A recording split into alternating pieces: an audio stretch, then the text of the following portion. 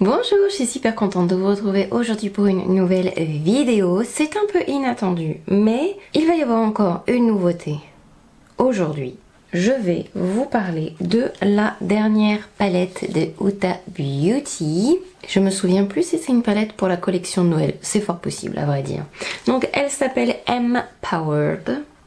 Et j'ai vu les visuels et à vrai dire j'ai craqué complètement dessus.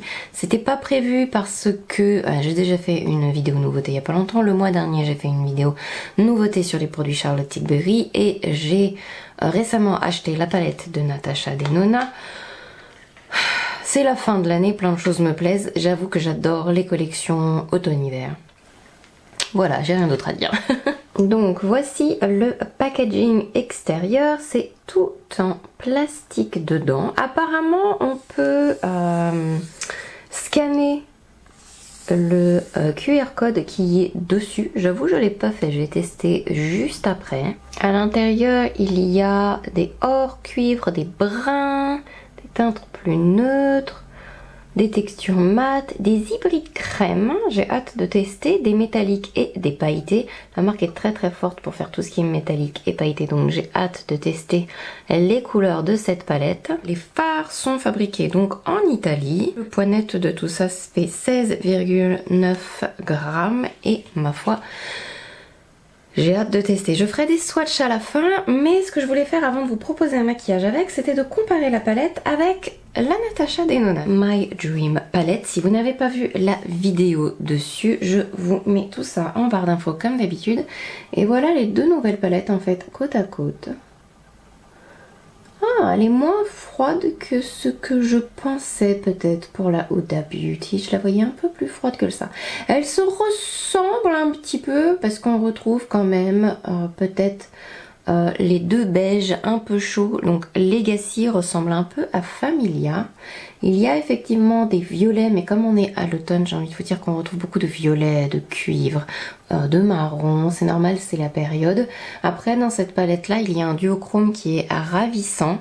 Je dois dire que j'ai beaucoup utilisé cette palette dernièrement sur les trois mariages que j'ai fait.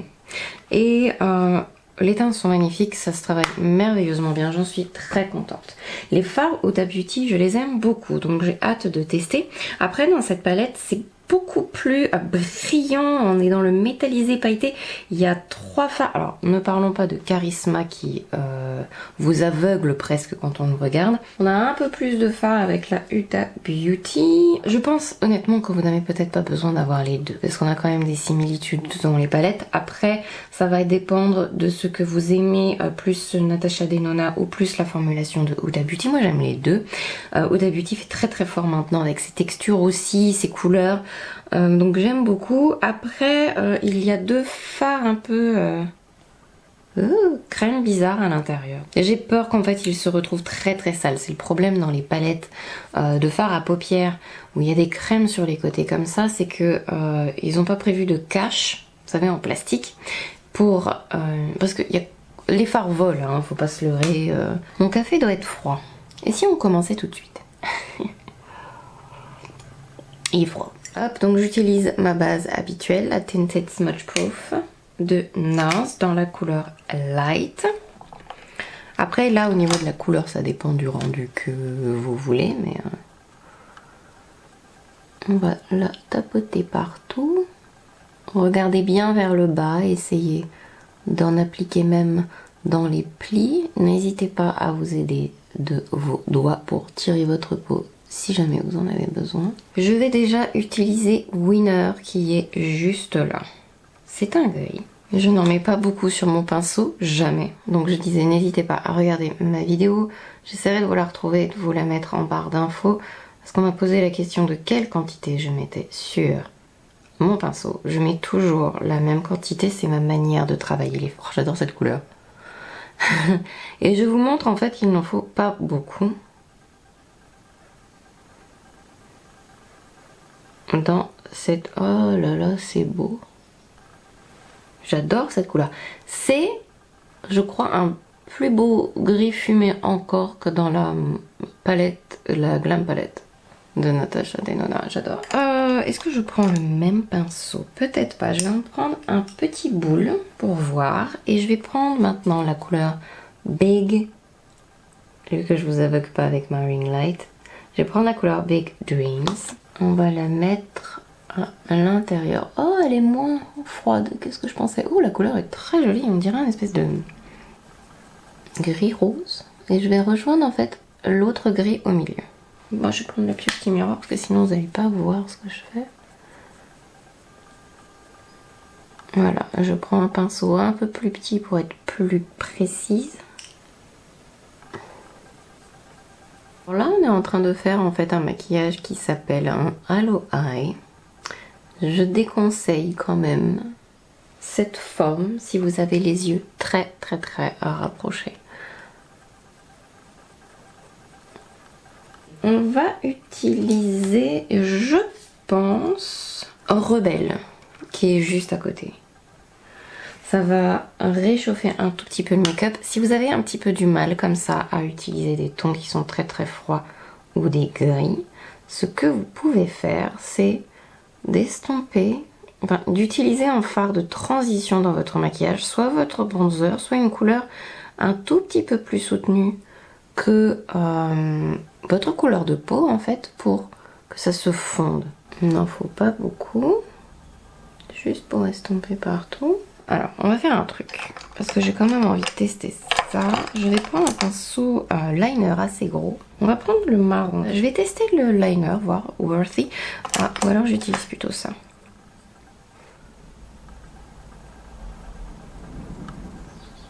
Oh, mais c'est une très jolie couleur en fait. C'est un marron froid, on dirait pas comme ça. Alors du coup ça lui donne un côté un peu, vous savez, poudré. Un côté un peu fumé et poudré qui est ma foi très intéressant. Et ça se mélange assez bien, même sur les fards que je viens de faire. Une très jolie couleur ça. Confident, c'est flou. Juste en haut. Le mettre là où on a mis du liner, le fondre dans le gris un peu, sur le coin externe. C'est très doux, c'est très joli. J'aime beaucoup. Qu'est-ce qu'on utilise comme fard? Alors bien sûr, il y a les 2 dorés qui m'attirent énormément. Je vais les swatcher de toute façon, mais la couleur que je trouve assez rigolote, c'est Bold Moves, qui est juste là. On dirait comme un pull chiné, vous savez. Il a des parties grises et des parties dorées dedans, cuivre même. Et ça fait, oh, ça fait une couleur hyper intéressante. Ah, c'est une couleur qui va s'écraser. Oh, oh, j'adore cette couleur. Oh, la texture aussi est marrante. Donc là, je prends un pinceau propre et j'estompe un peu les bords que j'ai fait. Il n'y a pas besoin que ce soit strictement centré, quoi que ce soit. Et je mettrais bien un petit chouïa de Limitless, mais juste...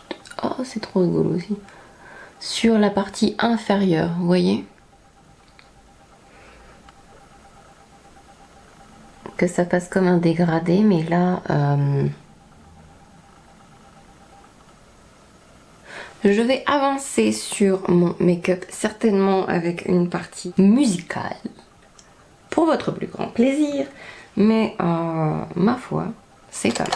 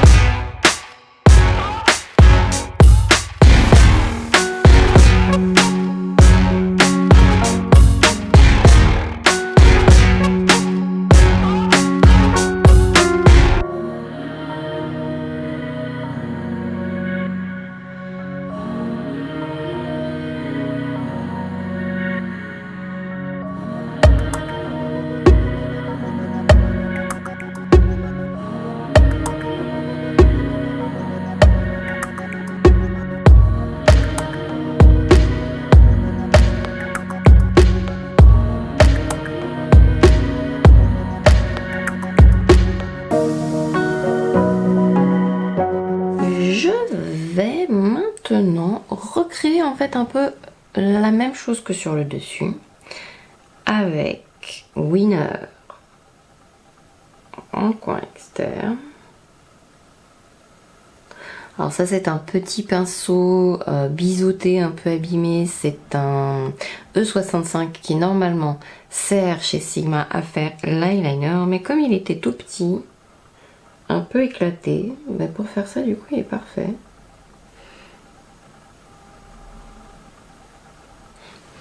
On essuie et avec le même pinceau on va prendre la couleur que l'on a mis en coin interne en haut.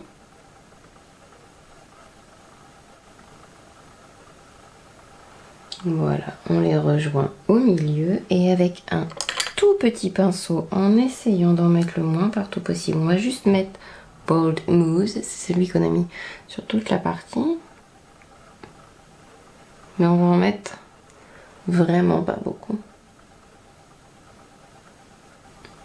Hop, on connecte joliment un petit peu tout ça.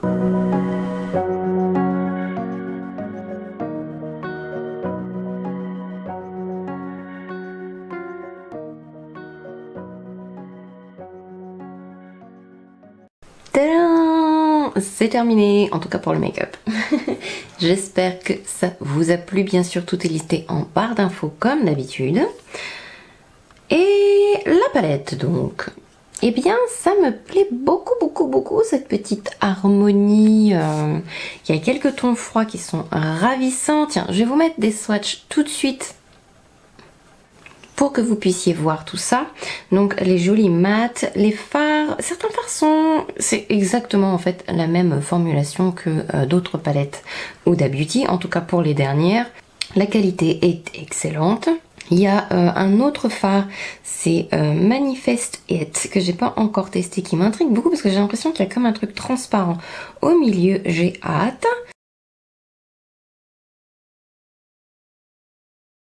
Très honnêtement, si je devais avoir une palette pour mon utilisation personnelle, parce que comme vous savez, je travaille beaucoup avec les fards Natasha Denona dans mon kit, vis-à-vis de la colorimétrie, j'aime les dorés et l'ajout et les fards originales en fait en couleur qu'il y a à l'intérieur. Mon cœur penche quand même plus pour la Huda Beauty que la Natasha Denona. Après, disons que avec la Natasha Denona, vous arriverez à faire comme ça des make-up plus facile à porter pour tous les jours en fait, parce que tout de suite quand il y a des pops de couleurs comme ça très mécaniques, très métalliques, j'arrive plus à parler, ça fait très tout de suite beaucoup plus festif en fait. Alors vous pouvez voir que finalement cette palette n'est pas aussi froide que ça, même si elle l'est un tout petit peu plus que la Natasha Denona, donc c'est aussi une petite différence à noter. Il y a Worthy et donc le fard qui est ici qui s'appelle Purpose, qui sont en fait des crèmes en poudre. Je pensais que ça allait être vraiment un eyeliner crème et tout, et en fait pas tant que ça. Même à swatcher en fait c'est un peu particulier sous les doigts. Vous ferez pas un vrai trait d'eyeliner, vous savez, classique comme avec un vrai eyeliner crème. Peut-être plus en base ou comme ça pour noircir un petit peu plus, parce qu'il n'y a pas de noir en soi ni de brun noir, parce que là on est sur un brun froid, contrairement à ce qu'on a l'impression de voir là, et un noir. J'aime beaucoup cette harmonie de couleurs pour résumer, et les fards que j'ai testés sont très jolis. C'est pigmenté et en même temps c'est quand même facile à utiliser, et elle est moins violette aussi. Il y a plus de teintes violettes dans la My Dream palette que dans celle-ci. Là on est sur une palette de tons automnale que je trouve quand même très facile à porter si les couleurs automnales ne sont pas forcément votre tasse de thé, parce que c'est pas des orangés, c'est plus des pêches, et c'est pas des vrais gris, c'est plus des marrons un peu grisâtres pour certaines couleurs. On a des très jolis cuivrés qui ne font pas non plus trop orange, j'aime beaucoup, et les dorés donnent vraiment du peps. Enfin bref, je suis fan, j'aime beaucoup, j'ai hâte de tester toutes les couleurs de cette palette. J'espère que cette vidéo vous a plu, et puis bien j'ai hâte de vous retrouver dans une prochaine vidéo. Je vous fais plein de gros bisous et je vous dis à très bientôt, bye bye.